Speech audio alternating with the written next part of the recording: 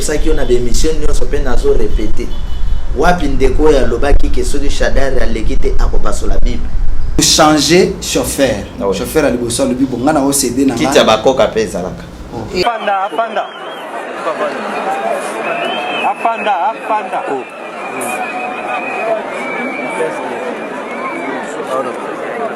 parce que miso ba sorcier tout eza na kati ya mboka ngo po bandi mayo koma mokonzi fozwa kindoki na ba tozali na 4 langues nationales. Oui. Tomoni ba Lingala déjà va diriger. Oui. Tomoni ba Congo déjà va diriger. Tomoni ba Swahili déjà va diriger. Bon on se va diriger ta ko carte ezaki mabe. Mabe anzambe ko za ba soki ndeko na biso moli ba to ko kisaka 4 langues nyonso to ekoka. Après to bandela makambo ko a 0. Siko soki okena logique wana. Siko ba Swahili ba soki to okena logique wana. Ba Swahili ba combien de fois?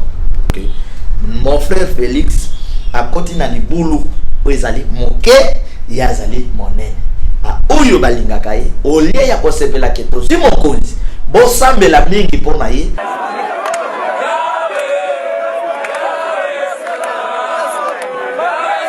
tuna kibande ko mosuba zolo bana lobi ba président o baleki monene na mokili bazate ndeko Félix aleki ba monene na monene ndi antibale ya kwetufe non.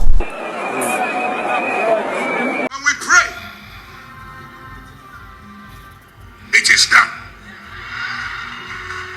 You will be here next year as the president of DRC. Na domaine ya prophétie, les bons hommes de Dieu prophétisent et les faux prophètes aussi prophétisent.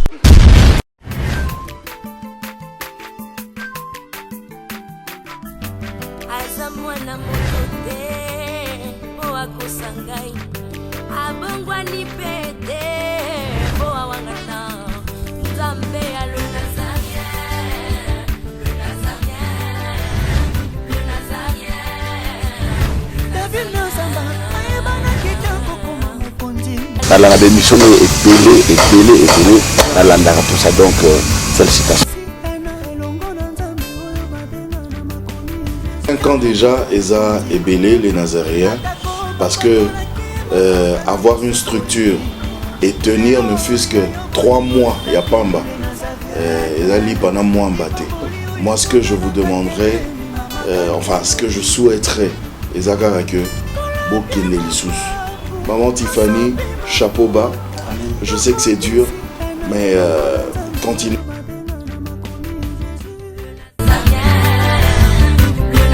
Pas responsable, nous sommes les Nazaréens, que nous sommes ensemble. Nous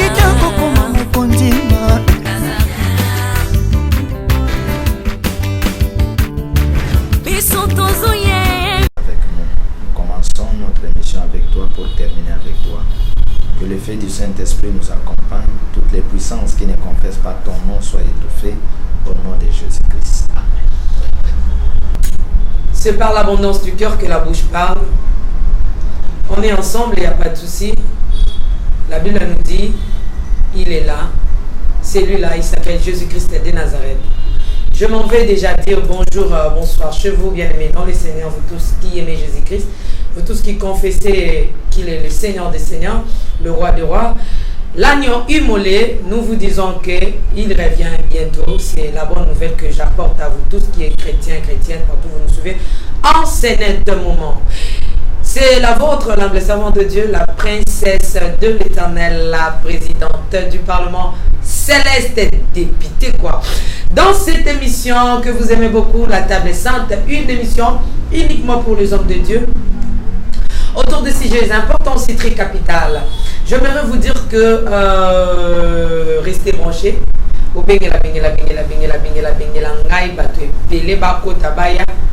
Parce que je reçois un invité que vous aimez pas mal, vous aimez beaucoup, par la grâce de Dieu et par l'amour de Dieu. Il s'appelle le pasteur Charles Lo, Montonavagence. Mais avant toute chose, glorifions le Seigneur, parce qu'il a nous dit, réjouissons-nous dans le Seigneur. Et j'aimerais danser avec votre nouvel album, featuring avec Papa Henri Boulaja et le frère Billy Bilonda. J'aimerais danser dans la sortie Oyo, tout ça là qui pour la Kobondela, album avec le parrain de cet album, l'apôtre Tindoa. Et il avait eu le temps de prier pour cet album. Je me retourner à la régie, danser comme j'avais dansé ces jours-là. Nos commandes, régie, à vous.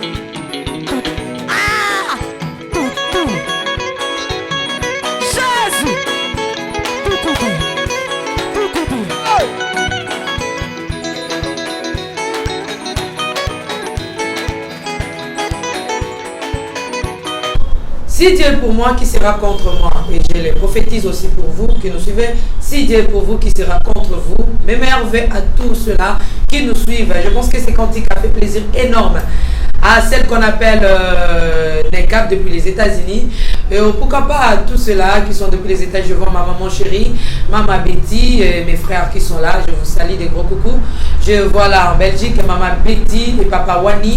Je vous fais des gros coucous, hein, ma famille, toute la famille là-bas en Belgique. Pourquoi pas ma sœur à moi-même, celle qui m'appelle Petite Nangai Ngai. Donc, il y a Mireille Logia Da Silva, Mireille Da Silva et son mari. Je vous aime beaucoup de l'amour de Christ. Et aussi, je reste là pour saluer Nana Moussibou. Hein, comprenez, nous sommes pendant le fête. La fête continue. Vous voyez que tous les gars, on a ma connexion, on a ma méga, on a ma nité. Donc, on a passé moi ma meilleure vie. Je continue pour dire à Papa Biak depuis la Suisse, Maman Thérèse Lokov depuis la Suisse. Je vous aime beaucoup, beaucoup, beaucoup, beaucoup. Pourquoi pas na République démocratique du Congo. Oyo Ebandi Kokoma, histoire nango Mususu Yasika. Là, je regarde déjà. Mon invité du jour ne tenait pas rigueur à la presse de l'Éternel. Hein. Naza toujours na rouge, mais bientôt là, na rosonga parce qu'il y a rouge. Et comme on peut s'en un peu monter ma montre. J'ai dit shalom, shalom, shalom, Papa Charlelo. Bonjour. Shalom, shalom, shalom, ma sœur Tiffany. Bah, beauté, zo bakame, Papa Charles. Non, biso tozaba na vengeance. Dans ya temps ya sika, temps ya makasi, temps ya bitumba. Vous voyez déjà d'avance que nous avons la vengeance à Zolokum parce que yé moto azali kosala biso pe kosala mboka na biso. Ndeko nanga Tiffany na bitumba otozali kobunda. Donc d'ici 6 mois et kosala na bitumba makasi o biso to kobunda. Sika to kotala nani akokima nani akotikana. Et comme il se dit 6 mois, il y a kati église toni poza pasteur. Naika kokoksa. Pasteur abunda. Naika kokoksa oyo bapesaka ngai, oyo miso na ngai emonaka. C'est-à-dire que lokola Congo azawana asia kabwani na deux parties. Congo akabwana na deux parties. Pardon, balkanisation. Hein? Congo akabwana na deux parties. Balkanisation. Sur le plan spirituel. Akabwana na deux parties. Ba sataniste na parti ya bana na nzambe. Bitumba eza makasi. Donc ndenge tozano na plateau. Tito zoke de 6 mois. Bitumba kozala makasi. Batire kozala makasi. Donc champ de tir kozala ndenge baloba kopesi mbambo aboyi tokotala nani akotikala nani akoki.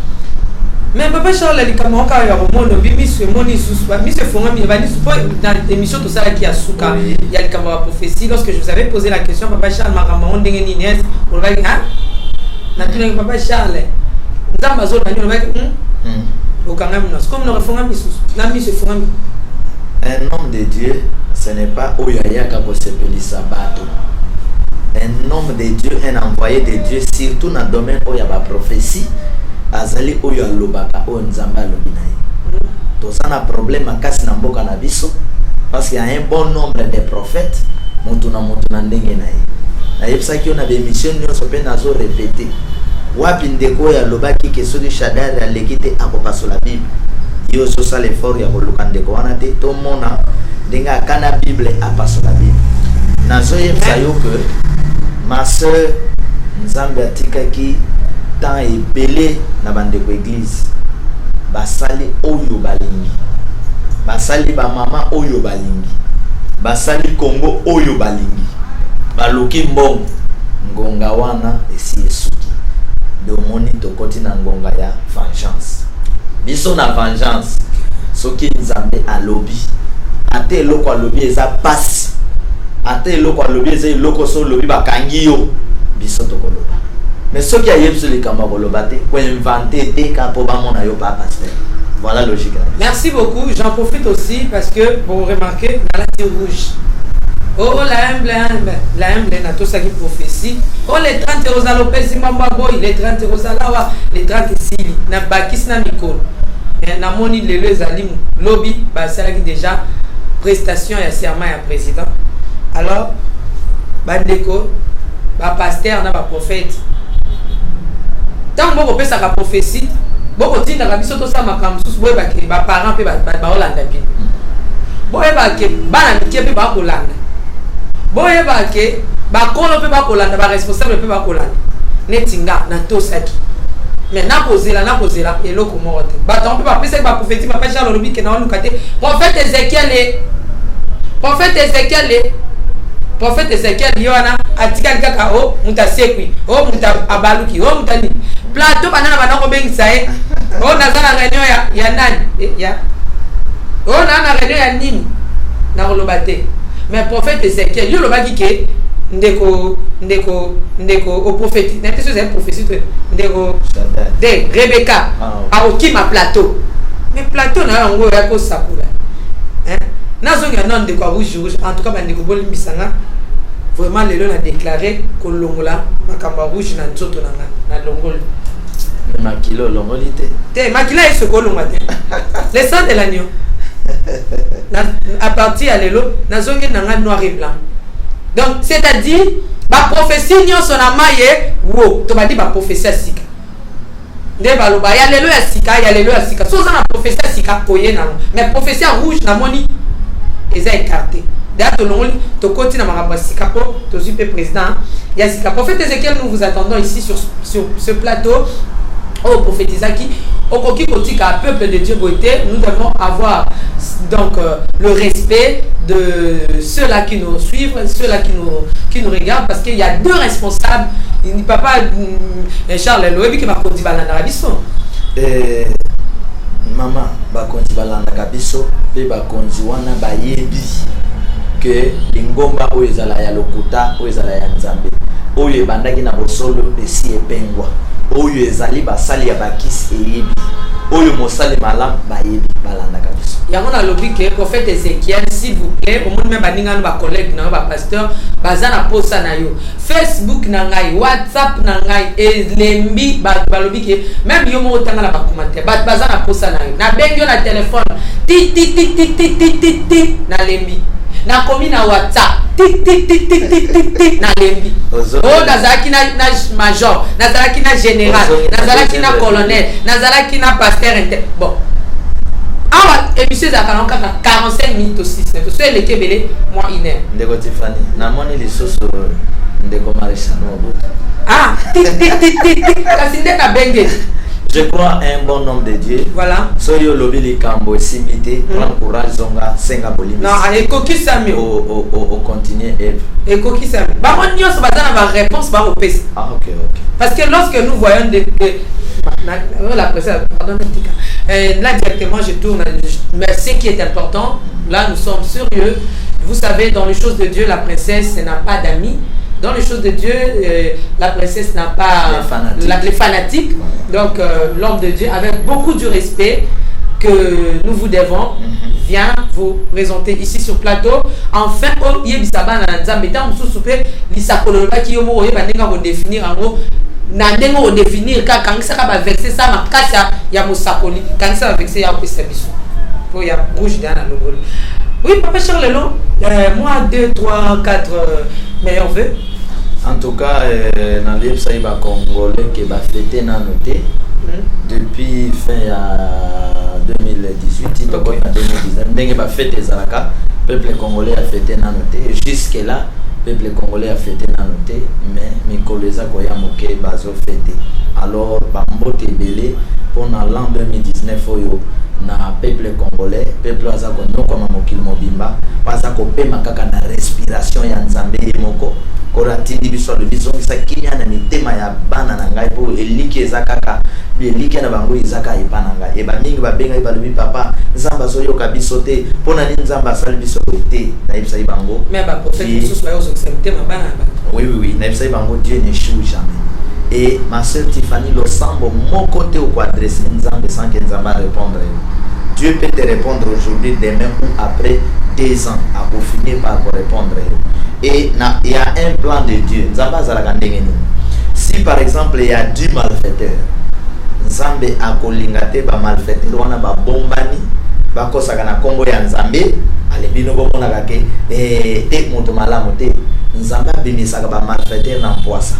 Omoni na temps oyo abimisi bato mabe nyonso ya politique opposant ba bomba na kike bango balingaka peuple pouvoir abomaka peuple bango ne balingaka peuple bango tout na temps Joseph Kabila babimi na poisa ba travailler pona mabongo na bango pona mbongo pe pona bakisi sur le plan spirituel talaka ba élection oyo tous les prophètes babimi na poisa c'est-à-dire Dieu veut nzamba linga salake bao bakosaka bato bazalaka ba prophète ya lokota bazwaka bato ba mbongo na ndenga lokota nzamba bimisango na poisa enfin que peuple asala choix malamu atambola na nani voilà ma soeur. Mais même meilleur vœu au PCD non ba meilleur vœu na ngai ndenge na buti koloba ke peuple asepela na nto akosepela l'an 2019 na loba ki yango eza meilleure année ya ba congolais donc na pesi bango ba mbote l'an 2019 année ya victoire ezala année ya victoire pona congolais nyonso bisika azali na 4 points donc ba meilleur vœu na ngai na zelo 3 kombo na ngambo na mais na saba meilleur vœu na pesi meilleur vœu na maman Foura depuis les États-Unis na pesi meilleur vœu na docteur Alfred Kopesa na pesi ba meilleur vœu na nga na ba toto ya France bisika na ici papa Charles Luna bosala ko episo beto abo beto ujibimba beto mama souffle ngai balo bakandenge nini tenga na mna poser ka beto segona ozong sandenge beto soko sona bi ujibimba bongo bimba ewa ngana yebaka umbuka lokwana nzela makambo ya umukamete mfunge eza sustete komika wetwabu te mukamate mufunge akozala parce que azali langue nationale mukamata mufunge akozala mbote na beno ekozala beto ekozala na nzembo na ngai ya Kongo alongi etumba na lobaki biloko wana nyonso c'est-à-dire que mukamate mufunge asali alliance na beto. Vous comprenez? C'est-à-dire papa Charles comme na makamate pardon tika to ibsa bandeko sujet to kolobana mukula lelo to kolobela pour déclaration à cour constitutionnelle nenga kata ki makamna wana to kolobela ki ontena yo to kolobela pe affaire ya pasteur mukuna na benjour basuki na niveau ni pour le bito mona qui passer mukuna penda ya ki honoré président entrant je pense suite il y a pour parler sur suite il y a président Fayoulou, voilà le président Fayoulou na autoproclamation na comme président donc le bébé makambu ya lit ya bandi kuna mswa banda ndenge bakundaka donc le bébé ngopé et puis prestation ya serment il y a président Félix Tshisekedi Antoine. Mais sans plus tarder, je regarde directement mon invité. Je demande encore une fois de ça va? Non, ça va très bien. D'entrée de jeu, Papa Charlelo, Tozaki dans avant cours constitutionnel et Katamakambo. Je pense que le baki qui est Makambo Kozala, Makambo et Bandi. Et cours constitutionnel et Kati, et le bin à Bosolo Nyansoto, et Tendeko Fayoulou.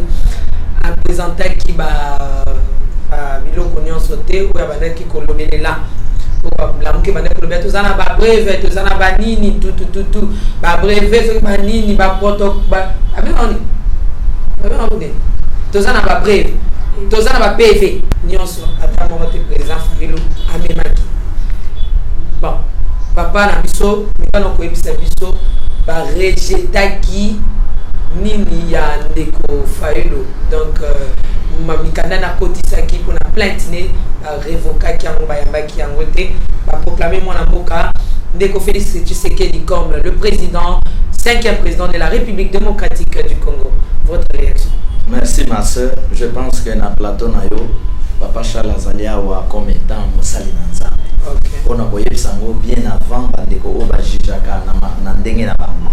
C'est-à-dire vérité côté que la vérité, tu dois rejeter comme ça, blé et comme rouge.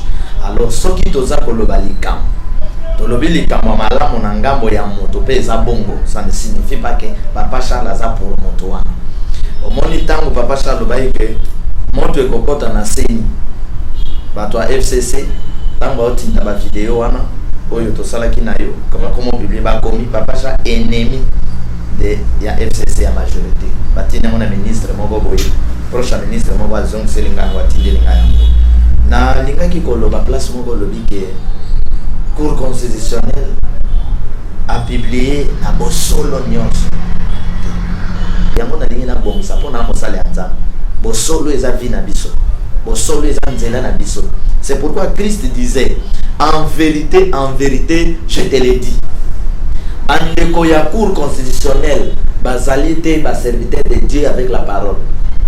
Selon les plans de Dieu, justice est un département en Zambie. Ba magistrat baza ba serviteur de Dieu. Mais non magistrat en réalité mingi baza basal en Zambie. Mingi baza na ba loge na nzela ya bakisi. Et mingi basala ka mosala te ndenge batangela. Basala ka mosala ya ba ordre. Soki cour constitutionnelle asala ki mosala ya ba ordre te.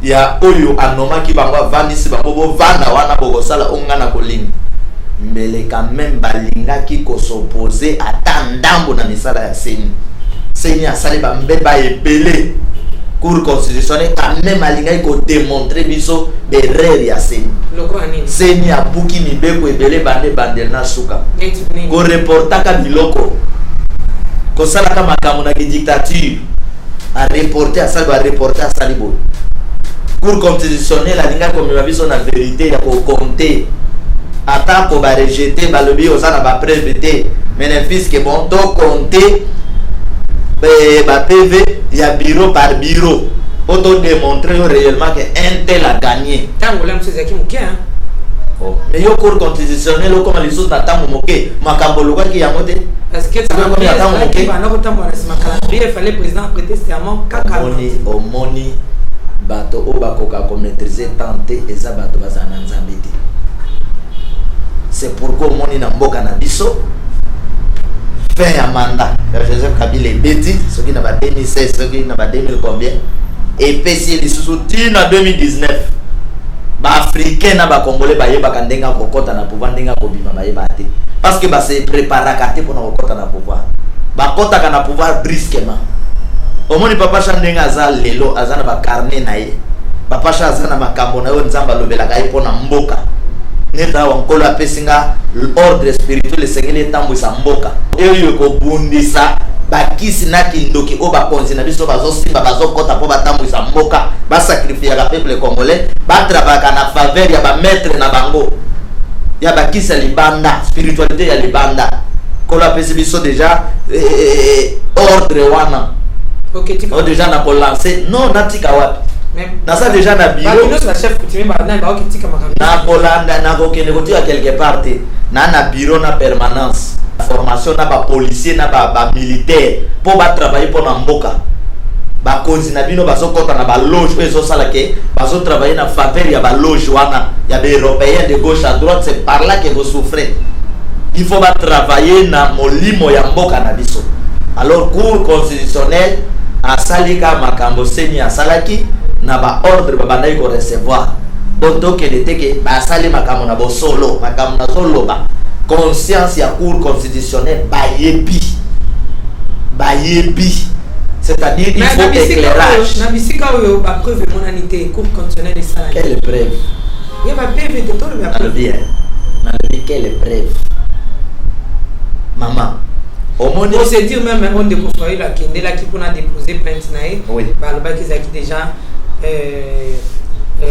annulé parce que avec une procédure déjà mabé na pesoka ile komoko landa ile komoko na website tango Fayulu alobi que Seneko azana preuve baboyi na 2011 Félix a sali émission aza kolanda alobi boy tibala pe alobaki victoire biso batoto Etienne Tshisekedi moto a remporté victoire à l'élection 2011 batu ni wese bozana ba preuve balobi Seneko l'église catholique a déployé qui observateur partout basana ba preuve lelo ndeko na bango alobi même chose à comme mabi mais c'est-à-dire cour constitutionnelle aza na vérité na conscience na ye na seni me basaleli kaka ki dictature na kobanga manduki me bato wana plus loin batémoignaka ezalaki boy na yekolanda video moko ndeko moko azo témoigner oh liwa musée ezalaki boy nazalaki proche na ye na yekolanda ndeko moko azo témoigner oh liwa Mamadou ezalaki boy nazalaki proche na ye na tango Lumumba akufi ezalaki ka orke Lumumba basali boy mais lelo vérité bima ya liwa ya Lumumba. C'est-à-dire la politique ici où la politique d'hier ne marchait pas avec l'esprit de Dieu pour que baye la bino vérité et l'émission non ayebsaki OK pour que l'élection ya nzoto pour que soit ba résultat ya nzoto ma sœur tu prie. Quand la Bible dit la chair et l'esprit si oyebi les œuvres de la chair les œuvres de l'esprit na lo bandengeni na lobi bokebe ba résultat élection ya nzoto boko zo ba résultat ya nzoto boko piquer ba crise.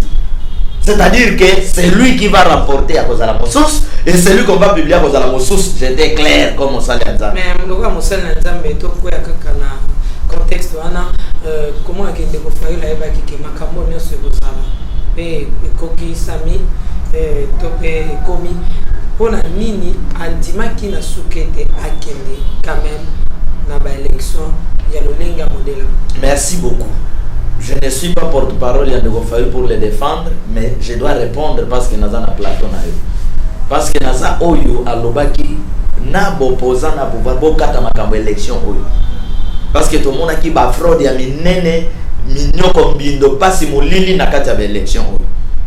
Alors ba opposant tout le monde ba boyaki. Po ezana ba doit piquer ba crise na makambo élection oyo. Alors deuxième point, ce qui va ndeko ba kendaki na politique il faut avoir des stratégies.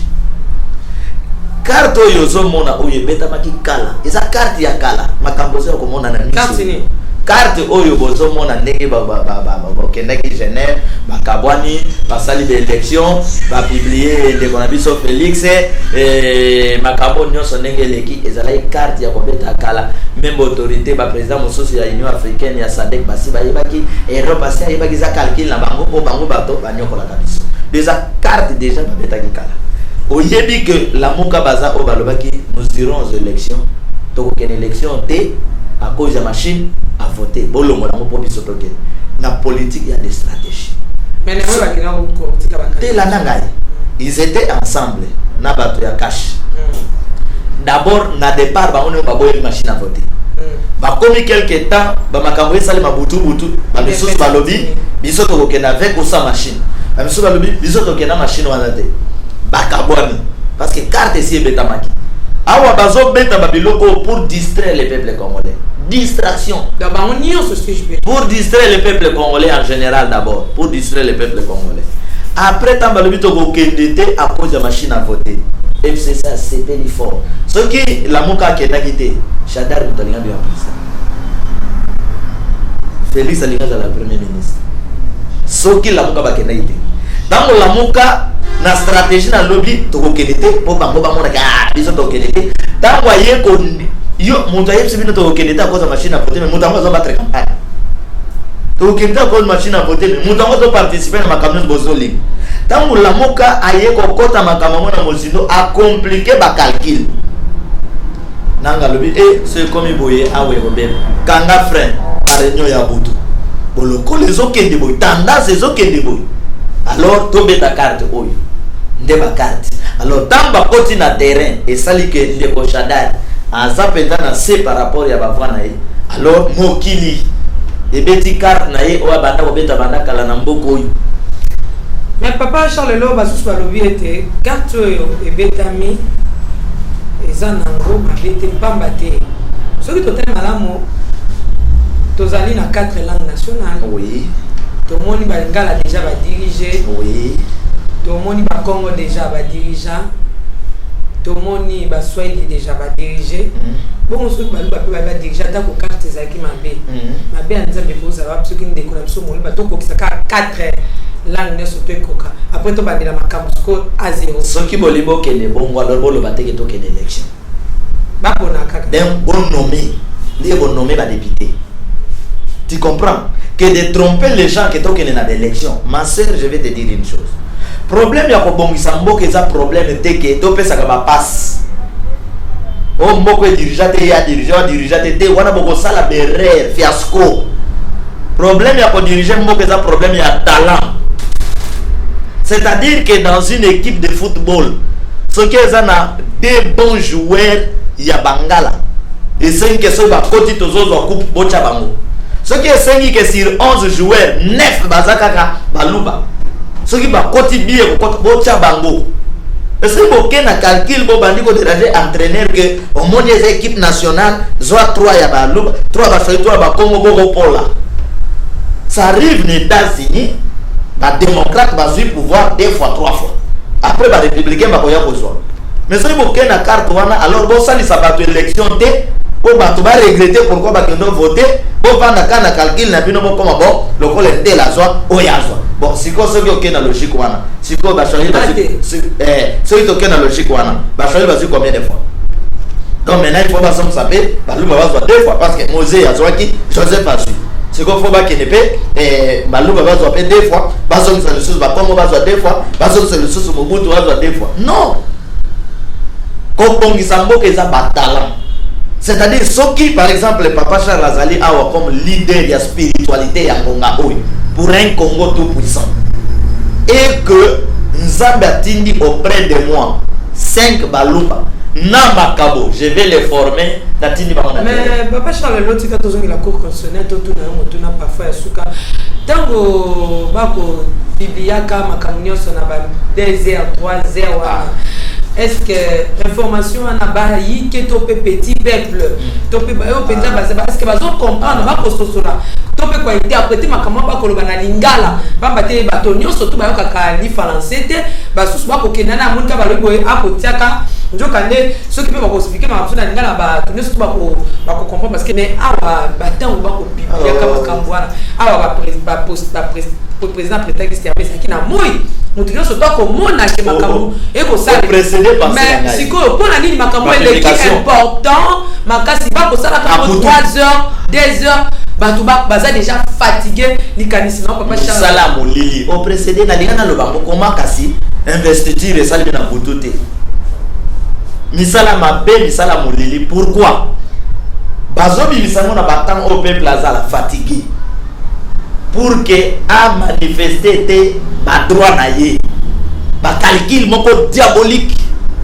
kolobaka ndeko José Makila le pouvoir de Kabila diabolique après a changé que Kabila azali si ça veut dire les politiciens biso tozana bango c'est-à-dire que bazo zwakata wana pour faire fatiguer peuple azala fatigué na pongi na nini ba misoso asi alala ki alobi azozela ba publier asi alala ki akoyoka kama makelele ya ndambo aba ye par la mungini ba publier na kuita pongi okoke ko revendiquer ba droit ndenge de ba beta ka machine na bango wana pour faire endormir spirituellement. Oui, c'est ça, pour faire endormir les peuples. Au moins, il sala ba salo na banganga kis na bandoki tout.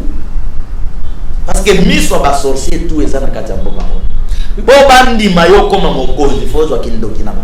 Mais ezala ko kama penza papa Charles Lo bato bazali déjà ko bimisa kama avant que cour bimisa. Tout ça là qui a pas prêté et va na première fuite information et déjà et ko circuler ko tambola bato c'est la kaka confirmation et toi bien na deuxième déjà salami boy to zeli to monika ka confirmation. Eza nini est-ce que bato ba koteka mboka to ba kosala nini komisaka ba fuite avant to tozali na ba prophète ya kafu baza ya kubata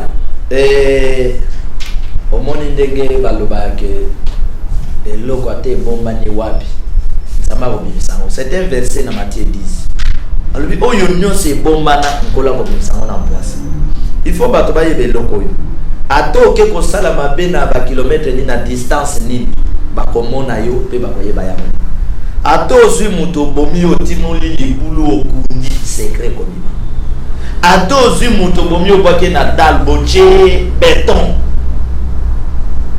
nzamba kopasola ka nzela solo ebima bakokanga yo bana c'est-à-dire le monde appartient na nzambe c'est pourquoi tout ce qui est caché imaginez-vous likambo koleka na présidence eleki ka bango na bango na seconde image eleki c'est-à-dire que quand na kati na bango eza na bato batana bana bango mais balinga bango te fuite information na tambis na technologie ndenge comme lelo ata boke bino na bino bosali likam technologie va capter bino pan à biblier donc bref c'est pour dire que bandeko bazo kanisa ke makamba so sala d'abord inconscience na bango moni nzamba ta conscience na kati ya mutu ti mutu zo sala likam wazo yeba ti mutu zo diriger bato wazo yeba ki ngana jibo konjo soit na bomaki mo ndena koti ndako na zo lala ya ngati vraiment ndako to bomi mukolo ndako ndenga na koti conscience le koza la tranquillité ce qui oza mopona me nzambe jusqu'à ce que kosenga bolimbisa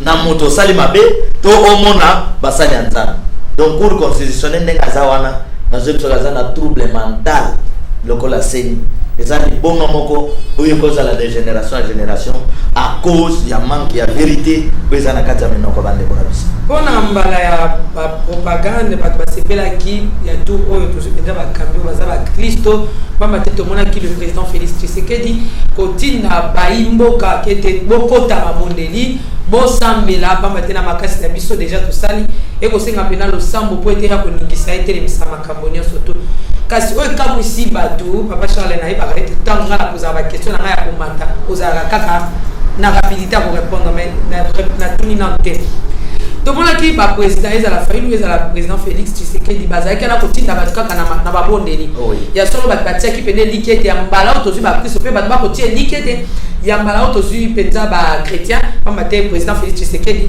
azali chrétien mais eloko kamwisaki mingi mokolo président Félix Tshisekedi ba confirmer eloko liboso tombolaki pour présenter na ba union sezalaki champagne au nom ya bana mboka nyonso na esika babalaki na msusu atombola Yesu mais alakisaki bato verre ya champagne oba komela pona kosepela pona mboka eloko wana esali yo ndenge nini mama nasalisa bandeko bazolanda biso moto atikala kokosa bango te banda na président na biso Kasabo Tina Félix, président Moklisto, il y a 100% Azadé.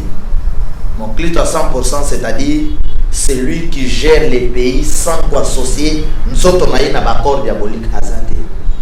Tous bakotaki pe bakoti na kati ya sorcellerie oyo sacrifié ka peuple congolais.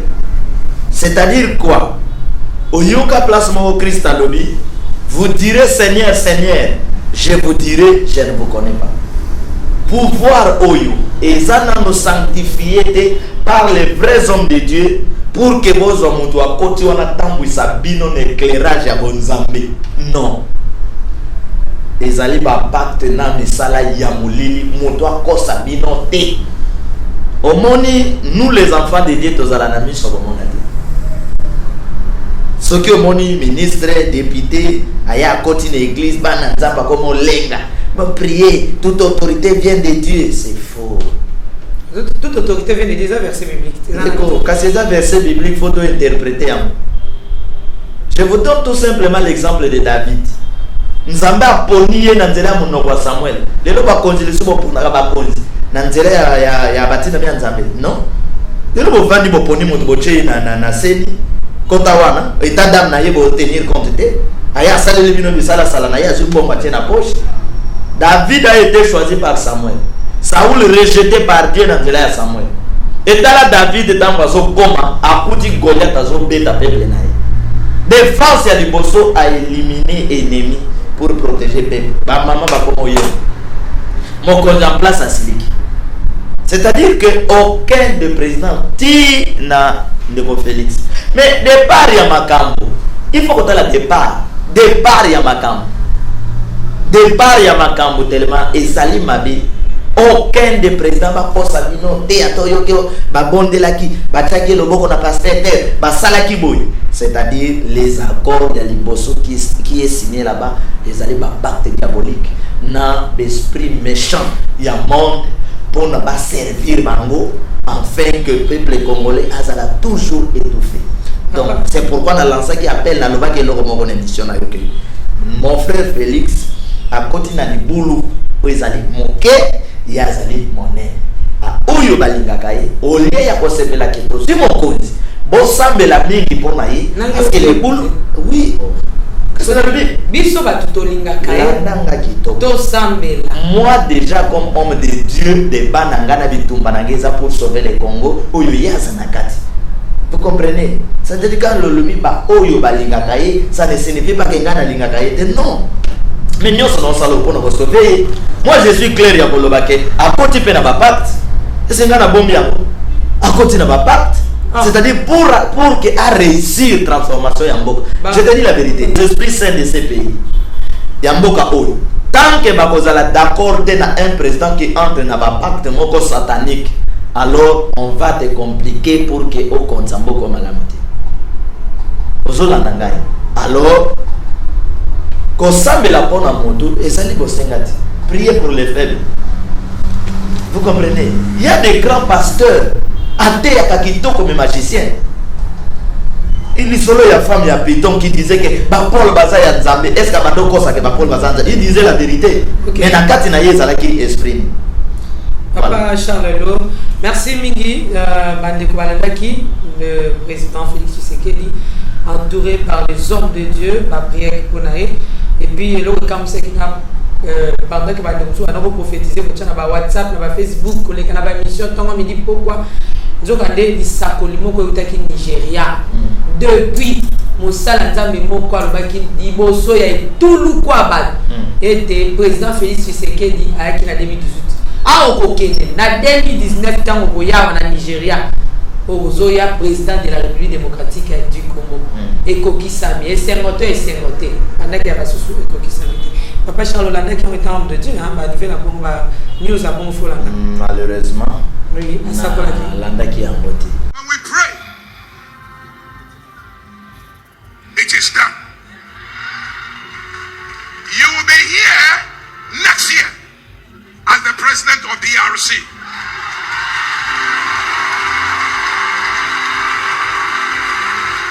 Come on, give God a mighty praise.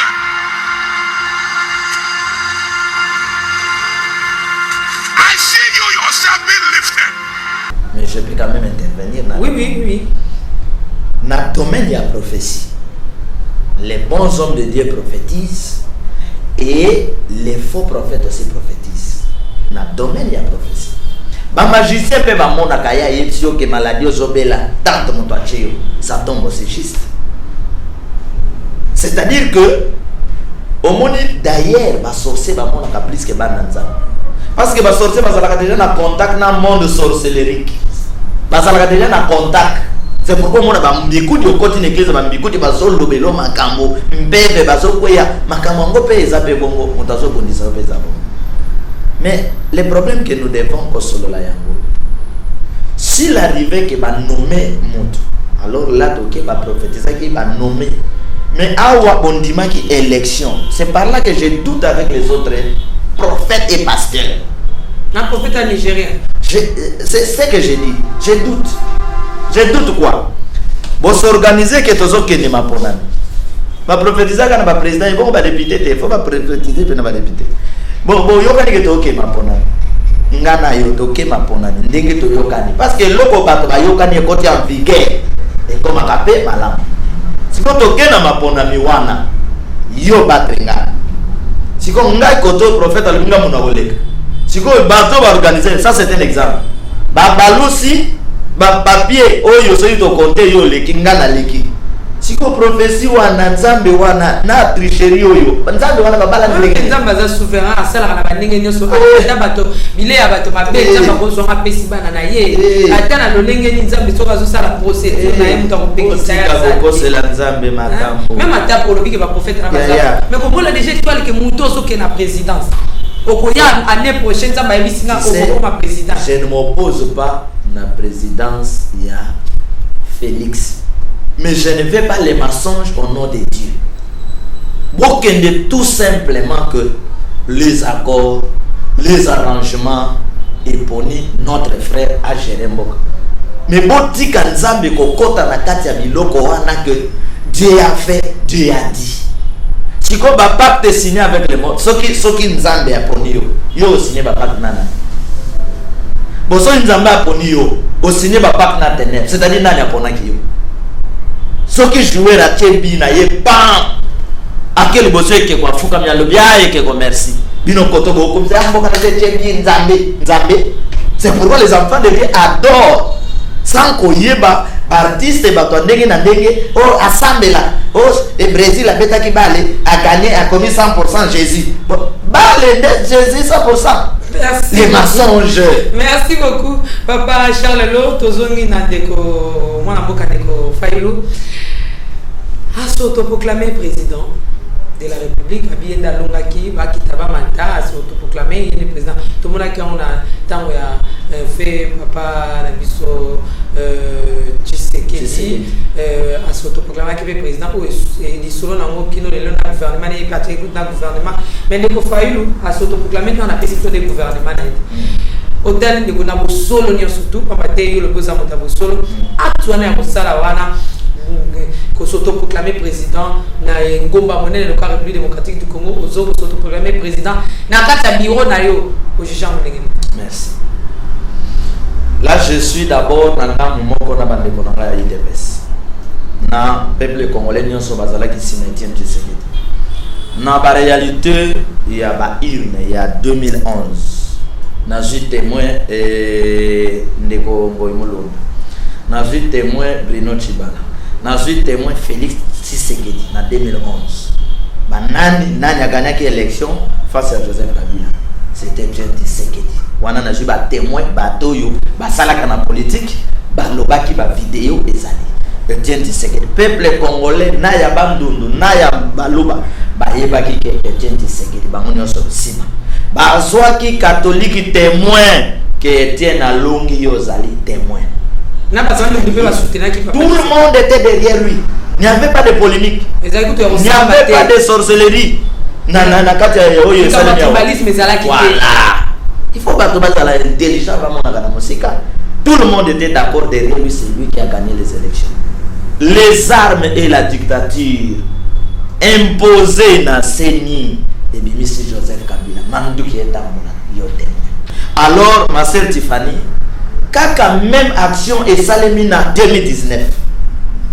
kaka même action ça en 2019 kuna Félix kuna Etienne a gagné Félix d'accord Tibala d'accord IDPS d'accord tous les peuples congolais d'accord babotoli victoire Tibala lobaki yango boza ba témoin parce que cour constitutionnel yé a comment na nzambe ya vérité à lobby oh Joseph Kabila et ça c'est le mensonge lui-même Joseph Kabila avait dit l'élection qui n'a pas irrégularité comme c'est la politique pourquoi il était kolobake en tout cas vraiment bande qu'on a soit qui était appliqué force mais imposer cour constitutionnel ba seulement musoloba publier ka akoloba ngote malobi ba irrégularité parce que to koti na ba irrégularité wana na ba enquête ya solo to ko kene ko kuta victoire Etienne Tshisekedi et bombardé.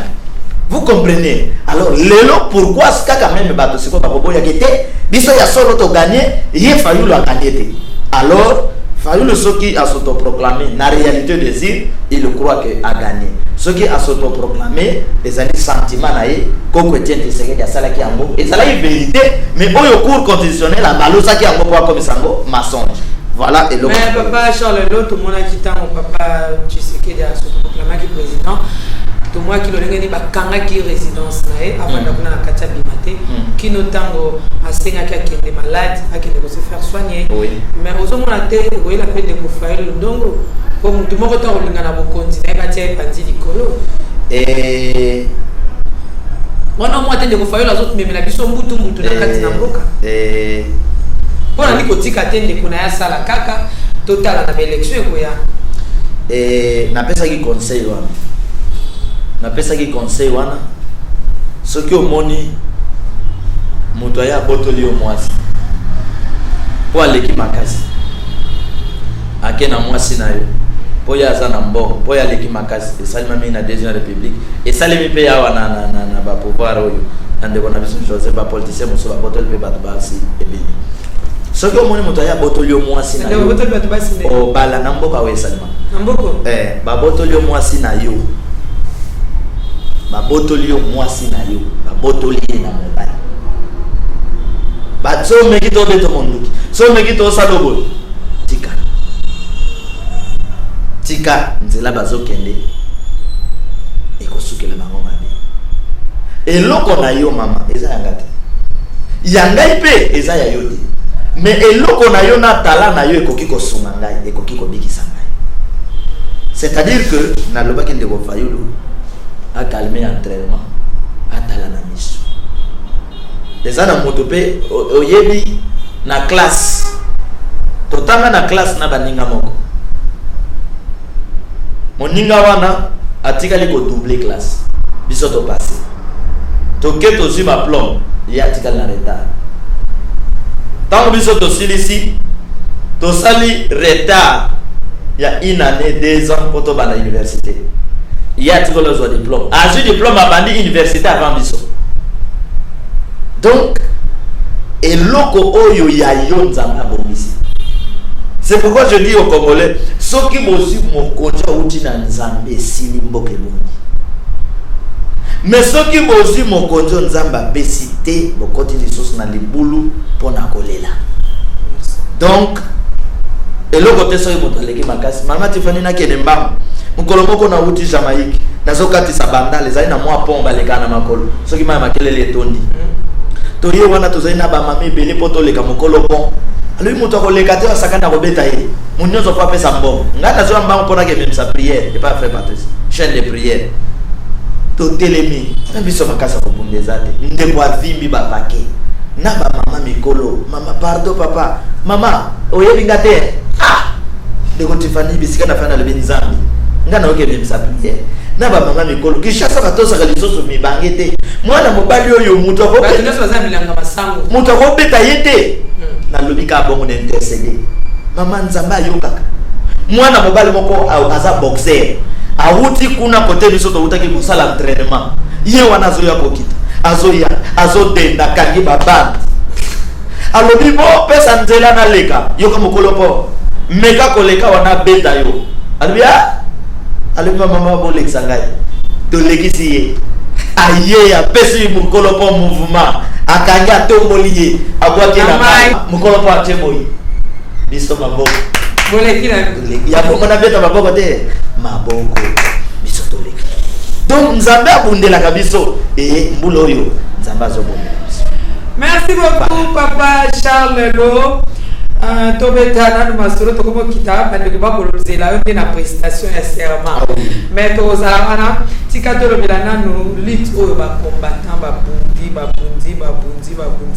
et comme wapi message na micro ya ndikono Mike Lokamba l'archevêque de la presse je lui et sali atabane na yebisa que nazomona politique ya awa alarguer basi moko po bakende ko coucher na ba combattant pe ba kabola ba utiliser ba mona quelques musiciens na ba politiciens tala lelo les kamone c'est pour ça maki ba combattant ba kabwani Moïse a comme na yaye Bemba na yaye Félix na yaye et comme bon alors bituma ya ba combattant ba oyo ba koma ko bunda siko na ndenge bien ba se retirer ba otala na musika ndenge makambo ndeka lokola ndeko Félix azui je sais que Moutinho soit apoti okomi ndenge comme président ba congolais ba combattant au plus baza yaye na politique d'Afrique ba ngone plus ba ko se retrouver les autres combattants je sais que ça mboka na bango mais bazala prudent c'est la politique là je donne conseil c'est la politique donc si tu as combattu ba pouvoir lelo basali alliance tozi mokonzi bandana na musika banda kolandela ngo soki toko ya komela maya fleuve donc ba combattant awa ba kosangana lisusu ozola na ngai des bons combattants ba kosangana lisusu pour na kosala résistance parce que jusque là solo ya délivrance pour na mboka na biso kaka na ba condition oyo ezwami na note ya solo Papa Charles Lo na mokolo ya lobi ya prestation ya serment ya ndeko na biso mwana mboka président Félix Antoine Tshisekedi tango serment ebandaki tokolanda yango na lobeli bino na bosolo nyonso to la princesse de l'Éternel ata ko balobi laisser les morts enterrer leurs morts les vivants entre eux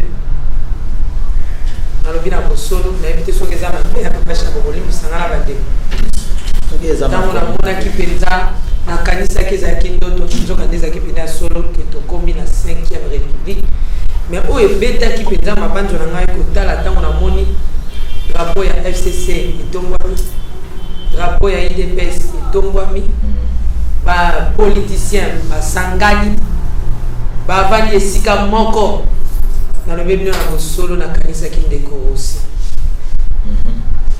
nakanisi nalobi bino mpenza na bosolo nakanisaki mwana oyo akufaki oyo batobolaki ye soki mpe litoi soki mpe liso akufaki awa nakanisi bandeko ebele batangisaki makila batikaki mboka bakendaki mpo bakundela ekolo nakanisaki bango na nsima na nyonso réaction na ngai etikali kaka na motema mais mboka esi ekoti na 5e république na yango nayebi te so eza lisumu mpona mboka ndenge nakanisaki non lisumu ndenge na yango tozonga na régie vraiment soki mpe bayoyo ya ngai bandeko ale Nazaréen tolobi tosambela te tokanisa mpe bandeko wana ata na loyembo ya trône tozonga régie ya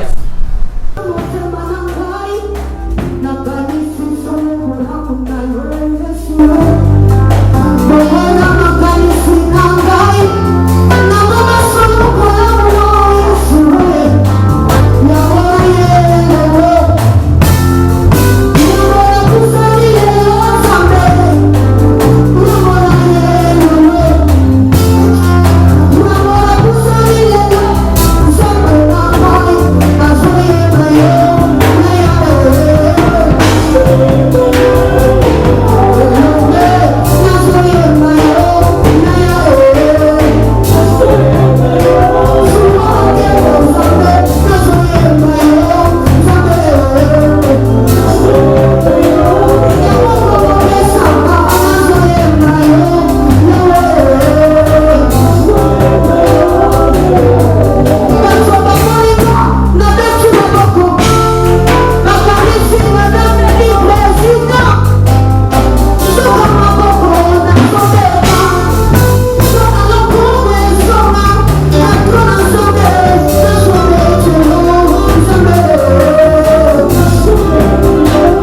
Merci, nous sommes de retour sur ce plateau de Nazaréen TV. Papa Charles Lelo, oui. Réaction na yo na bayo ne soto makina na bango ekota na mabele ko kanisa penza ko bundela mboka musala basala ki to pe liwa bakufela ki et pesi lelo 5e république malobo ayo. Merci beaucoup. Passe na motema ezali que ngana linga ka ba leader nde bango bakufa bana batikala. Soki bana bazokufa ba leader bazotikala eza ba complot.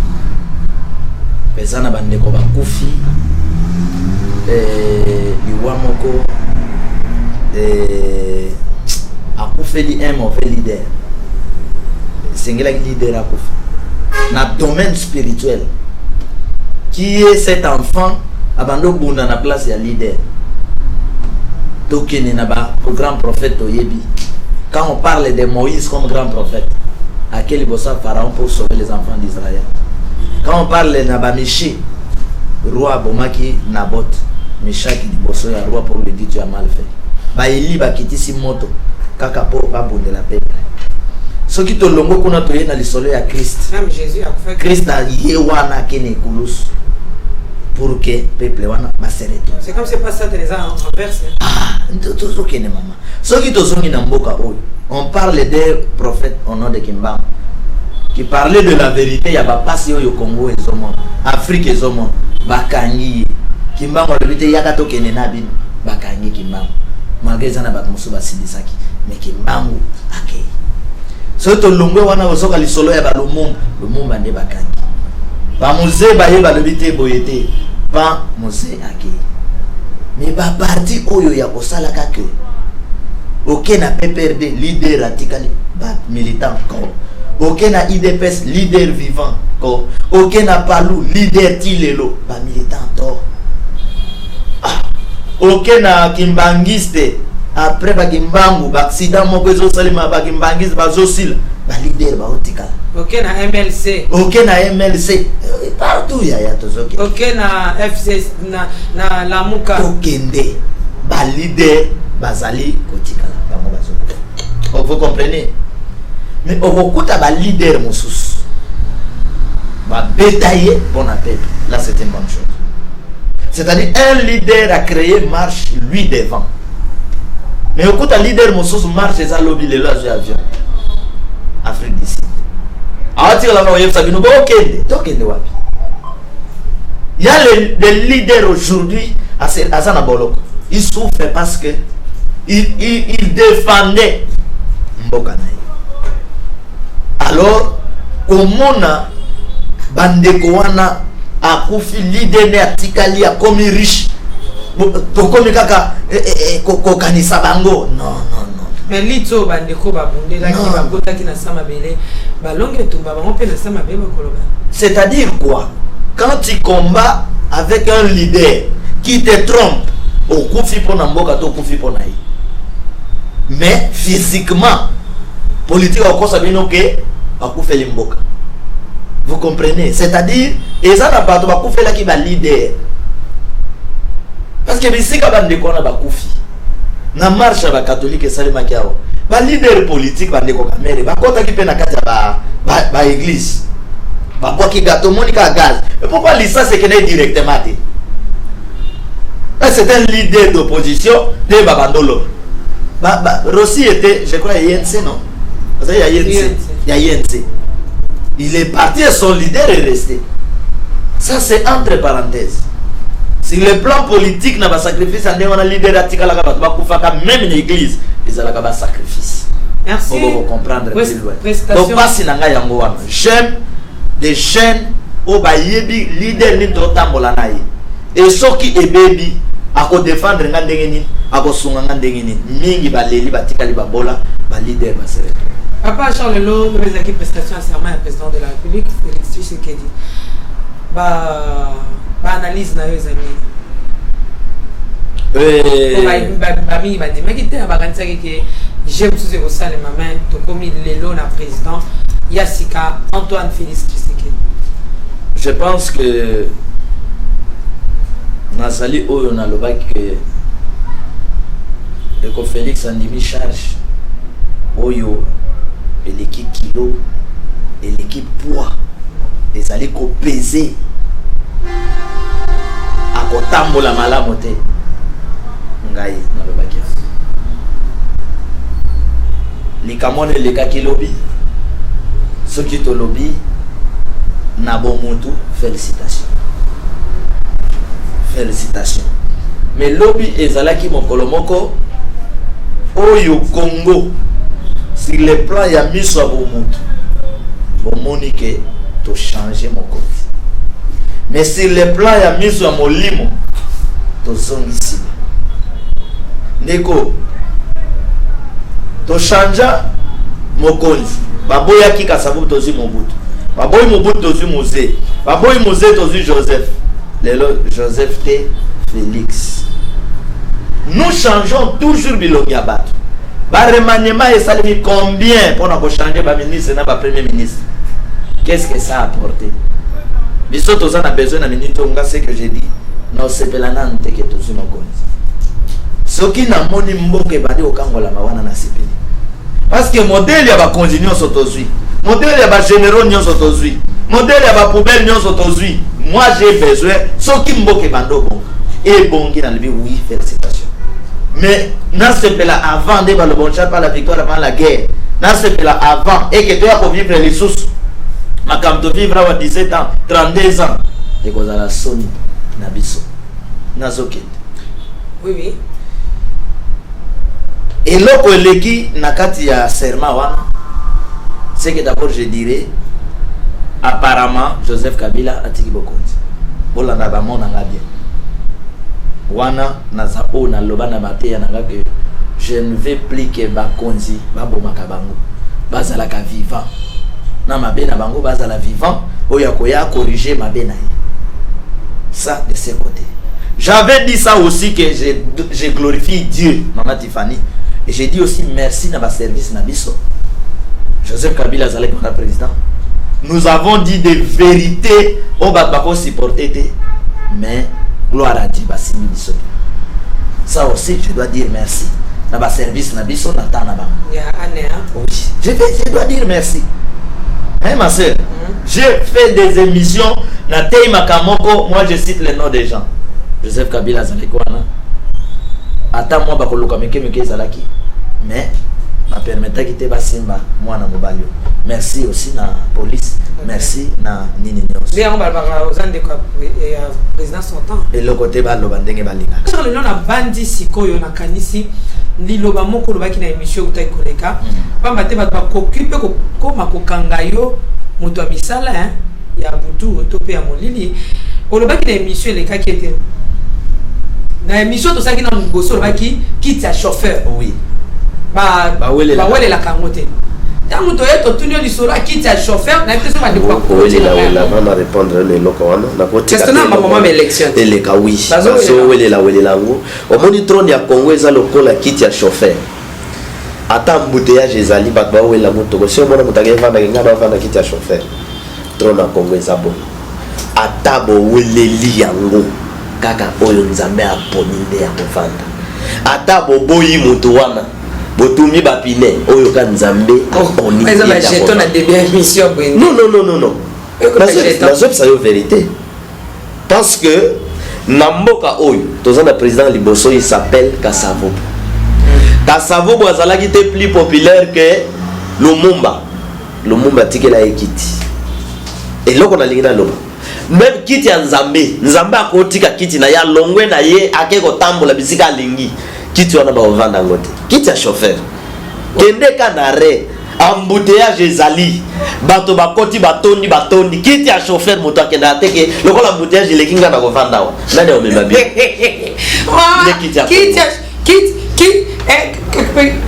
Kiti ya bokonzi ya Congo ezali kiti ya chauffeur. Voilà. Nani ovanda? Mopona bikaka. Ya bokonzi. Bon. Ça dit kiti ya bokonzi wana kiti ya chauffeur. Bon. Oyo moko kiti ya chauffeur. Olobaki kiti ya chauffeur wana moto oyo faut afanda. Siko awa. Mais je na boye singa te kokana na. Tuna esili na siko to changer chauffeur. Chauffeur ali boso lobi bonga na OCD na. Kiti ya bakoka pesa laka. Tout le banane, il y a un chauffeur. Puisqu'il y a un coca. Avant, il y a un coca. D'abord, il y a un chauffeur. Non, silicité. Il y a un chauffeur, non, il y a un chauffeur. On a quitté mon apoto. Mais bien. Ok. C'est comme un escalier. Mais qui tu as vu sur le beleza ba infirme te. Oui, ça va toi. Il y a un chauffeur. Il faut aussi considérer bande. Ba qui les ébélés. On va connait un embrayage à cause ça la. Ah oui, il y a un chauffeur. Oh yo lo makinde. Et bon, il y a siko tozo continuer siko. OK. Bazo c'est la ngango. OK. Donc olobi kiti ya chauffeur, to yena émission ya suka olobi na biso e bomani kiti ya handicapé. Voilà. Kiti ya fauteuil ya ba handicapé ezalaka. Oui. Mais tolandi na discours ya mokonzi wa ekolo tozwi ya sika le président Félix Tshisekedi tango penza a komi ko kende na serment na ko pesa discours malaise et sali moi moke. En tout cas titibaki na éviter ceux qui va autorisana ba image wana ba pesa ki kiti ya lokumu te mais kiti lokola ba yo nyonso to ba vanda ki ba pesi kiti papa capitaine Mayombo mouchoir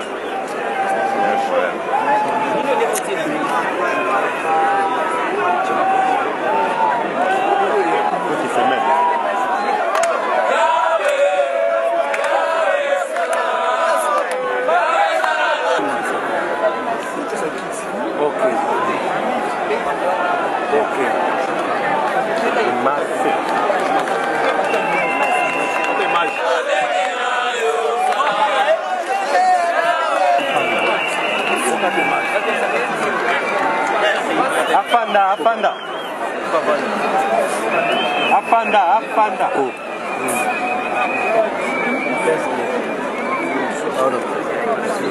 Hein?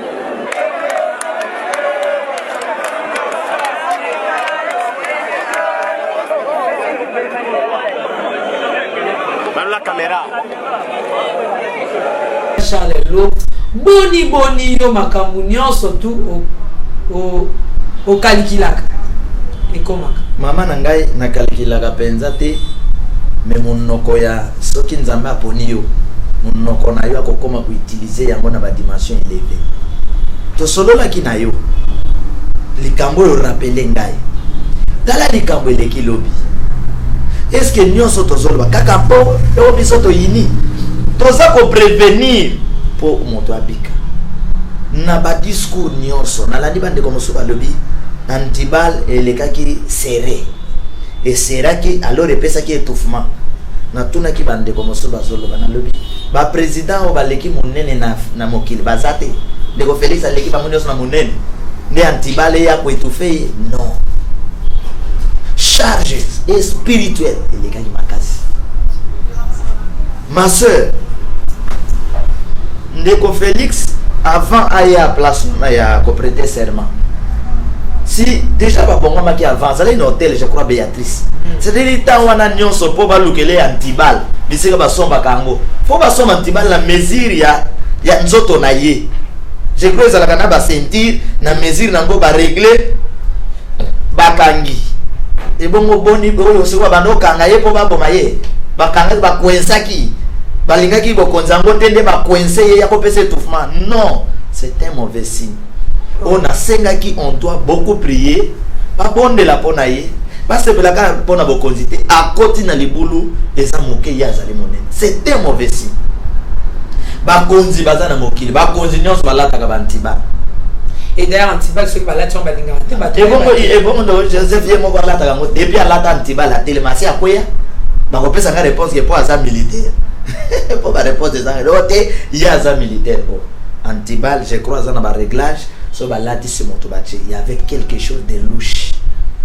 Il faut beaucoup kosambela ba oyo ba yebi kosambela pour notre frère. C'est-à-dire déjà alliance spirituelle, ça très mal parti. Non parce que les chrétiens nan il y a vraiment a utakolo bana ba émission na to Congo par le président alba ki arobete ta batali c'est lettre ta lettre ana viens mo ka se mais oh exemple on a biso la formation donc yo exemple ta formation te mita ba ba d'écriture moko na landi wana ba voix moko na landi wana ezali na monoko ni na landi place moko wana lobby je sers ce qui va dadou après et comme mère merci mère transférine ezanga na téléphone alors ba ki wana ki latin elingai koloba nini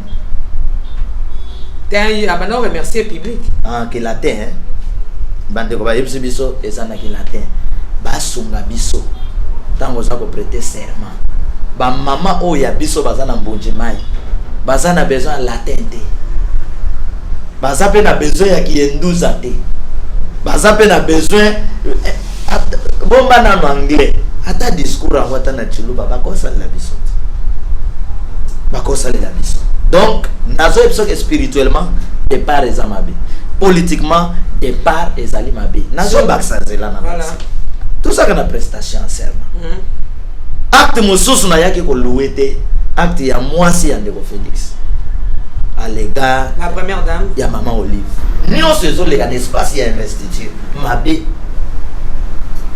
Yo mwasi ya sikozokota mwasi oyo ya kala précédé yo oyo aza censé ya kotikela yo place yo yini ye oboya kopesa mbote en plein air. Heureusement ba président ya bamboka mosusu yaki te ta bazo investir mokonzi faut que bakonzi ya bamboka mosusu ya siko bayaki te pona nini po ba distraire ba congolais que to sele na bokonzi te ou bien po baza content na bokonzi wana. Il faut ba président wana nyonso baza batiki ka Joseph Kabila ye moko. Et cette première dame ce qui a le bien venger à son fils c'est quoi son c'est là non peut un exemple pour peut-être na baba mboka mondele ce qui trompe abimi wa ko ya ko tapeka na bureau et trompe azalaki et pas na biso ezalaki sika mobutu azalaki mosusu c'est ka sabu mosusu muna muna bakendo ki basoki makamuni siko soki oboyi ko pesa olive mbote olive ba kangelo dans bosoki ko ya ko vanda na kitu wana tikelo mo eloko comment dire kangayo. Donc bah acte wana est passé eza mabe eza diabolique ça signifie que ça oublie pourquoi babi ko kantia mninga mabe eza sous mon bible le bien ngo tant sous ces ali pe sengo na kate sengo na to be alekanaki na sengo soki ozobunda na mobali no na chambre papa no bayeto ba parents mobali baye o kata nani bituma na bino wana eloko bando welela babis o kat oya ko bima libanda boyamba bato soki bokotika la kobunda botika la kobunda na esika wana ya public ya bato nyonso oko manifester loko na te ça signifie même que ndeba bokangela na biso basala nzambe kanga mais papa Charles lo place na peta makati ezo kusamsika pamba te bino moko bolaki ke soki par exemple nga été entre guillemets et que le président Félix na le président il y a FCC le président Kabila Joseph soki bayo kanaka soki bakutanaki avant déjà kanaka basala ki d'accord cela revient à dire parce que na rompe baza en bon terme si on a ligne comme na polé le boka c'est la kabango mabe o te bayo kanaka te c'est que to pesa mwana mboka Félix c'est que des raisons que ayo kanaki na mutute et to kanaka kawana Joseph Kabila et Félix c'est que ba ya kanaki les assignés moyo kanibanda kana oh peuple congolais est-ce que yo kota ibango na ennemi soki ba yo kana kite Kabila koki ko pesa yebo konti mais je te dis la vérité on pesa yete moi si kakanda yeko laksa ke nazana kanda na yo je ne sais pas pendant campagne basala kini je ne sais pas ba wili lakini mais na conseil ya likolo ina ba conseil ba tura kabango parce que ceux qui déjà manifesté quand en plein air c'est-à-dire aux années bandaka alors ata moi si ya kamere o baba nota molinga yebse déjà qui était na miso ba to n'ose pas faire ça et qu'on gâcher et qu'on baby sa réputation alors c'est ça qui maman na tango wana Olive a joué rôle moko vraiment na côté li oh non olinga qui sous mais non remarquez le papa nanga non féliciter malamu ya mutu mutu abeti yo karame l'asie ka naza plus que yo na bito soki yo pour remarquer que ngolobi la majorité ya bato peut-être ba sepela kina OK mi koleko ya est-ce que mi koleba bito mezo ya te na mona ki lokola bato ba sepela ki sous na couple présidentiel ya sortant ya président Kabila na mama Olive ba sepela kina bango suma kasi ba congolais balingaka na bango bato nyonso ata oya sali mabe comportement ba congolais siko lobby ezalaki ke mingi ba militant ya IDPS le col va passer par mon compte. Faut pas se perdre dans mon tapis par mon compte. Mais ce sont ces militants hier n'a pas leader n'a pas qui disait que Kabila est étranger, Kabila a volé, Kabila a tué. Mais comme Bapesi yo et loko yo placement mon soleil comme il a beaucoup. Alors les Congolais après il y a changé position là. Congolais azana koye obomeli moi. Le BOPC mon salaire pour ça. Mais pays européen va prendre qui acte il y a cour constitutionnelle. Les bons bateaux les bossons va distraire bien bana. Pour l'année va quitter. Kasi bateaux les bossons matindi ba délégation. Les alliés politiques na bango va distraire, va ko distraire à africain. Pour bon mona qui to sécurité, to sa liberté. Et ça distraction. Yo moni biloko ba sala ite na 2011, 2006. Wana bato mo baza na politique élevé, ka biso bato na politique ko contrecarrer politique na bango. Pour to ça la vrai bokonzi. Comment na mwana mboka mukuna nande na basali mususu bande kumso basali nzambe bayaki wana ko honorer mokunzi mboka. Ya lokumu na réveil. Kokoma chacun est libre. Papa mukuna za libre ya kokoma. Papa mukuna zalaki attaché proche ya Joseph Kabila. Joseph Kabila a pesi bokonzi ya kopesa et pas ya Félix. Félix ezalana sur le plan ya nzoto ya ekolo azande papa mokuna sur le plan ya mboka bazaba congolais. Papa mokuna qui était proche ya Joseph Kabila et à cause de ça nesika wana te sauf les sentiments exagérés ya papa mokuna n'égard ya Abeshol. Les sentiments exagérés. Wana mabe. Sentiments ya bomutu sans quoi appliquer ndambo ya bonzambe. Pourquoi? Parce que Félix avait dit catholique azana ba preuve que Etienne Tshisekedi a longi. Papa moko nazana ba vidéo. Papa moko na attaque Cholé parce que Cholé a lobby nous avons les preuves. Ndenga attaquer. Soki la nanga papa mama ndenga attaquer. Soki lobby ndenge mokilio yo et bardaka des fois. Et là, comme il salemi, va imposer. Oh non, il faut pas récolter, va voir. Pour qui t'aboma. Si on va compter, va montrer que mon monsieur a gagné. Bon, yo monsieur n'a pas continué pour le sur le long. Il y a un lobby, papa. Donc moi, bah, il faut qu'on y ait bah côté de Samaka. Donc à Béchol, c'est un homme de dire le colaï. À quoi gagne la Béchol n'a pas niveau en athée parce que ce qui toquait n'a pas niveau mon sauce à Béchol à l'équipe papa n'a pas. Ok, mais je même pas l'homme spirituel pour lui ok, na côté mososo la nangai papa moko na leki mais ko soit na oyo papa moko na zaina ngona réveil na papa motom na kan 15 amema ngoko na ba catholique bango balingana amema kuna. Merci beaucoup. Vrai ou faux? Vrai ou faux? Na banda kuna bino na mabota na bino yebisa ba kota ebele pas maté vrai ou faux et na qui va déboîter un message. Et pas papa Charles le babi yebisa maman Tiffany vrai ou faux et comme rappel na ba explication mais on a beaucoup ça et on a beti ma bobo déjà on a comprendre acte pe on dimi yango te na boy na ngala signer bon la longa signer te wana kana ngai so ya biba misoso ba keka na vrai mais si on apprendre acte na kokina pe o ya te na le bien awa acte zo sur place ya musika te.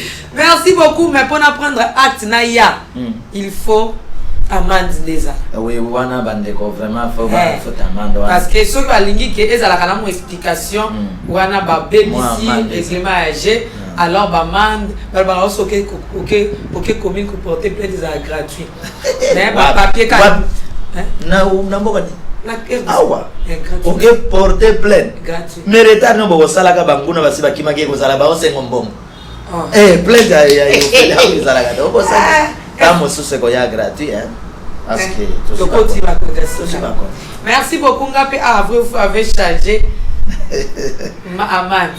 Voilà. D'être changeant. Mais pour la lélo, vrai ou faux, et quelqu'un qui invité à côté la caméra. Na mo explication. Wana penda so mo explication wana. Te explication. Ko beta nga lelo na plateau. Na ko beta posala nzambe te papa cha. Wana komisinga nani? Wana ezali. Komisinga pasteur mukuna na besho. Wana ambiance ya émission les Nazareth. Merci beaucoup, c'est juste comme vous voyez, même les invités bah ici c'est l'ambiance, ici c'est la famille. Vous faut essayer inviter à la caméra et puis biso toujours la question. Ce que tu as question, vrai, to faux. Oui, Coco s'abstenir, ah oui, ça l'a raté, à Rotika Yango. Bon, moi, tu m'as dit, papa Charles, t'as l'ingé, c'est va te faire j'ai qu'à débattre. Non, Natala Kona. Caméra, mon engagement. Merci. Vrai ou faux, Nabiso Mokola Lelo. Kolandisa na conseil autotuna ki opona ndeko Fayulu. Conseil yango. Papa Charles, ndeko Fayulu sengeli ete. Wana ezayo mtozoloba. Papa Charles alobi boy.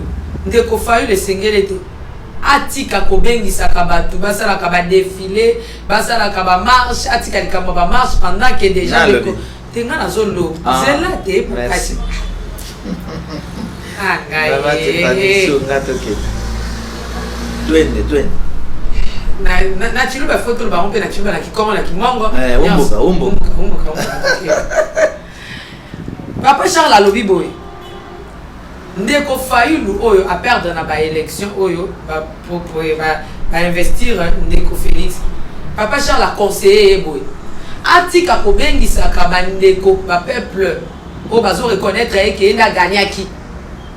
Atika kobengisa ba ngo basala ka ba marche tout ça ko sangisa ka ba tout eza ko diminuer eza ko silisa pe pouvoir topé 20 oyo makasi ye aye na yango na kati na République démocratique atika nyonso tout asala lokola un roi elobi un roi 16 que un roi 3 16 ndenge lobi ete mwasi wana atika ki mwana kolobi ete bakata mwana te atika kimia ezala ndeko Félix Loraza ndeko naye atambusa ekolo ndenge déjà ba investir ye kasi ye abima moke na mboka akene na kopema po etaya na mikolo ekoya ata dans quelques mois to dans quelques années pour abanda lutte na ye na lolenge mususu ya sika pamba te atika lokola le seul opposant oyo peuple ezali continuer là. Vrai ou faux au PC conseil wana? Faux. Merci beaucoup. Vrai ou faux lamuka ekopanzana na mikolo ekoya pamba te lokola ba politiciens balingaka intérêt na bango moto na mutao kendo koluka intérêt na ye. Vrai ou faux? Papa Charles Lo, vrai ou faux lamuka oyo sangisa ndeko ndeko Fayulu, ndeko Moïse Katumbi, ndeko Mbemba, ndeko Matungulu pe ndeko na biso Muzitu et bakopanzana pamba te mutu na mutu akokende koluka intérêt na ye na mikolo oyo ezali koya. Vrai ou faux? Là je dirais vrai. Merci. Et na ki net ba tchulinga mkonga tchou mama vrai ou faux irrégularité oyo le président Kabila lobaki na 2011 qu'il y avait des irrégularités dans makambo ya élection et zongi lisusu makasi koleka wa 2011 na 2019. Vrai ou faux? On a penza vrai ya monene. Papa Charles. Oh, vrai ya monene. Vrai ya monene. Ya monene le kolotoro. Vrai ou faux to soutien moi Papa Charles Lo apesi ndeko Félix chance ata mon côté et ta ko faire aswa makambo nyonso kusima. Faux. Il va souka. Zambia pambola bino peuple congolais. Je pense que mboka ekoti lisusu na kati ya libulu na kati ya ba pacte satanique diabolique oyo ezosenga kaka vraie spiritualité pona kobimisango au soutenir biso sur le plan spirituel et sur le plan matériel, surtout tous en a besoin d'espace moko ya monene parce que bandeko baza déjà na koya ebele po bazwa ba formation. Nous devons former spirituellement, politiquement ba ndeko na biso ba osala politique ba policier pour que tout ça la politique ya ko servir mboka. Bomoni tozozwa ba konzi ba généraux ba ministre oyo bazoya déjà za na kati ya franc-maçonnerie Rose Croix na ba pacte moko oyo baza ko servir libanda. Alors nkolo atindi biso na ordre ya sika oyo ya message à vengeance pour to former ba oyo ya biso komi mokonzi kotali nano Congo sima okoki kotala libanda ceux qui boko contribuer na auto zosala et kozala malamu mingi bandeko nyonso bozwaka chance ya kolanda biso kola pambola bino 00243 89 83 77 536 89 83 77 536 numéro na biso ou bien Olandi pe Papa Charles na Vengeance TV eza YouTube nanga oza na problème benga na bondela pona yo ma sœur Kolo à vengeance à venger. À venger oui. Papa Charles. Merci beaucoup Papa Charles Lelo. De comment Kabisina pardon vous êtes surtout la vraie faute. Oui. Abi on a tout là Papa Charles Lelo. Dès que Félix pendant ba discours na yena ya pendant période ya propagande alba qui était ako kanga ba prison au fond lango par au kanga. Est-ce que yango pe kozala élément oyo bato bakoyebi te makambo ya solo nde bandi vrai na répondre à mon explication. Mon explication t'es. Bon, je dirais faux, hein. Faux. Oh, oui, je dirais faux. Non, et ça le matin. Non, par rapport à la question Tony. Il y en a tout. Beaucoup d'explications. On le dit vrai ou faux, et vous allez ma solo les bandits, soit par les prisons. Moi je dirais faux. Pardon, Papa Charles Lelo faux. Et bon, lorsque tout le monde a liberté à presse, et parce que Tobo Sanate, le président, le 5e président, avant dit Namboka Oyo, liberté à presse Ezali, avant Namboka Oyo, a Oumeli Mingi na Mboka ya Bapaya, kuna ndependa avant di Mingi na nenga yepe awa, ayebi eloko babengi droits humains, ayebi eloko babengi droit ya expression, ayebi eloko babengi liberté ya presse. Tango tokomona biloko wana ekozala lokoloba ya solo aza na moto tazo diriger ye mokaza ko se diriger. Vrai ou faux? Merci, nous sommes arrivés à la fin de cette émission. C'était la princesse de l'Éternel. Que Dieu vous bénisse. Vraiment, Tozo Benga, Ndeko Nabiso, Papa Ezekiel, le prophète Ezekiel, Koya na plateau pour expliquer Mananza. Tozo Senga Bandeko Nyosotu, au Sakola qui m'a encouragé à vous. Papa Bateso Tozo, la télévision, la journaliste, nous a vraiment dérangé. Mais on sait la bande quoi pour qu'elle que ils sont na bino de kana qui pouvoir le makamwana so bino déjà bon l'accès ba couleur politique na bino indirectement boya ko yebisa biso awa isa ko na bino ekomi wa na zone ba ka na prophète Ezekiel na ba yo nso ba yamba ba prophète na ba plateau na bango za na mikila pote za la wa bazo ma pote ba expliquer peuple de Dieu penser en Nzambe na makambo oyo ezoko landisa mana République démocratique du Congo. Na bonne bino procurer basé na ba DVD na bino na ba vente en ligne et surtout album na bino trône. Que le Seigneur vous bénisse. Ce que c'est la unité de tout le temps. Merci à maman Maria Piamé, à papa Moïse Piamé, à Yves derrière la caméra, au prophète GFTL, aussi à tous les hommes de Dieu. Je vous aime beaucoup de l'amour de Christ. Ciao. Naolia bakiti na ba mesa atanya ukondoko namona yo nachayo na mwamba na minito na kata pena katikata saki ya fufu. Oui, allô est-ce que tu bonjour. Boni. Et le côté et puis qu'il y a mon bureau à travailler des micros. Donc dès que ça on a eu galère na niveau 0.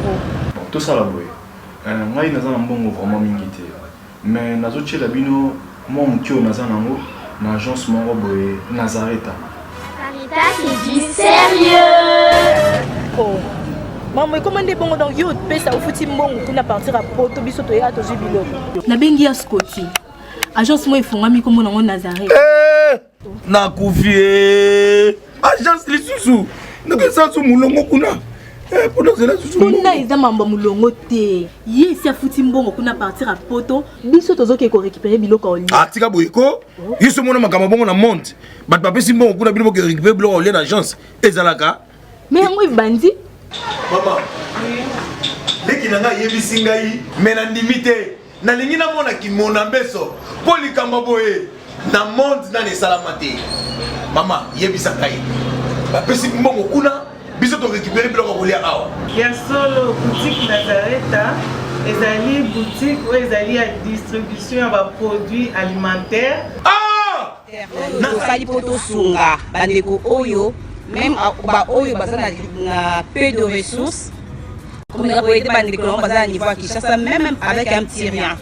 Donc à partir à $10, $15. Donc si vous avez un bon côté, nous devons nous apporter au Sunkayo, à Ozuga Bilogolia. Eh, Maman Nazareth, Tanzamba Pambola, Bakse Mikole Bele, Awa Nasena Mokili. Et bon, Awa Tozawa, Potoyeba, adresse à Awa. La boutique Nazareth a été ici à Kubungate, Toza sur avenue Monkoto numéro 1, direction Elengesa. Face à face na église catholique Saint-Vincent. Ah, direction Elengesa, Monkoto numéro 1, à face à l'église catholique. Ah, Saint-Vincent d'école. Bon numéro de téléphone, vous avez monté déjà, vous avez on a 3 numéros pour Paris, vous avez un numéro pour la Suisse, vous avez un numéro pour la Suisse. Ah! Non. Nazareth, nous allons la Congo ici. Julia, nous allons kangisa kia fufu. Eh, ya modé, yo bandika na fufu. Oui, pour la Nazareth, tu as un système en bimbi, na mbongo shingo. Bon, ok. Vous allez sérieux. Ça c'est du sérieux. Azamwana motote o akosangai abongwani pete bo awangata Nzambe ya le Nazarien